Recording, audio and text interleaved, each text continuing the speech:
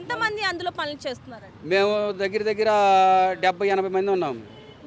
78 మంది పని చేస్తున్నారు రోజువారీ కూలీలో ఇప్పుడు ప్రస్తుతానికి కన్స్ట్రక్షన్ బిల్డింగ్ లో. అవును, రోజువారీ కూలీలు 70-80 మంది దాకా పనిచేస్తున్నాం. అంటే నిన్న అధికారులు కూడా ఇక్కడికి నిన్న అధికారులు ఇక్కడికి వచ్చారు, హైడ్రా కమిషనర్ రంగనాథ్ కూడా ఇక్కడికి వచ్చారు, మొత్తం పరిశీలించారు.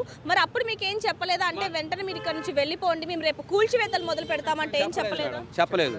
నిన్న వచ్చారు, 12 గంటలప్పుడు వచ్చారు, 12:30 దాకా ఉన్నారు. 12:30 తర్వాత మళ్ళీ మేము పని స్టార్ట్ చేసుకోమన్నారు సూపర్వైజర్ గారు. సూపర్వైజర్ చెప్పేసరికి మేము పని స్టార్ట్ చేసుకున్నాము. సాయంత్రం ఆపేసాము, మామూలుగా ఏదో టైం వెళ్ళిపోయాము. అంటే ఈ సూపర్వైజర్ని మీరు అడగలేదా ఈయన ఎందుకు వచ్చాడు? అంటే కూల్చివేతలు చేస్తాడు కదా? మేము అడిగాము, సరే మేము మాట్లాడుతున్నాం, సార్ వాళ్ళతో మాట్లాడతాను, మేము మాట్లాడతాము, ఈ రోజు సండే కదా, సెలవు కదా. సూపర్వైజర్ లేడు ఇక్కడ. ఇప్పుడు లేడు కదా సూపర్వైజర్ని ఎక్కడ తీసారో తెలియదు. అతనికి ఫోన్లు చేశారా మీరు? ఫోన్లు లేవు కదా, ఫోన్లు కూడా లాక్కున్నారు కదా. మీ ఫోన్లన్నీ లాక్కున్నారా? వాళ్ళ ఫోన్ సూపర్వైజర్ ఫోన్ ప్రస్తుతానికి మీ ఫోన్ లాక్కున్నారా? సూపర్వైజర్ ఫోన్లు లాక్కొని సూపర్వైజర్ని తీసుకెళ్ళారండి. ఇప్పుడు మా సామాన్లు అన్నీ ఉండిపోయినాయి, బీరువాలు ఉన్నాయి, ఫ్రిడ్జ్లు ఉన్నాయి.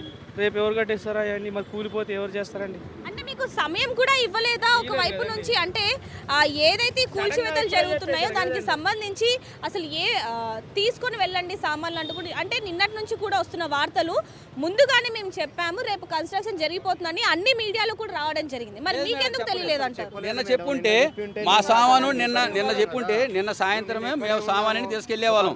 బయటికి వెళ్ళమని చెప్పారు. బయటికి వస్తే ఇక్కడనే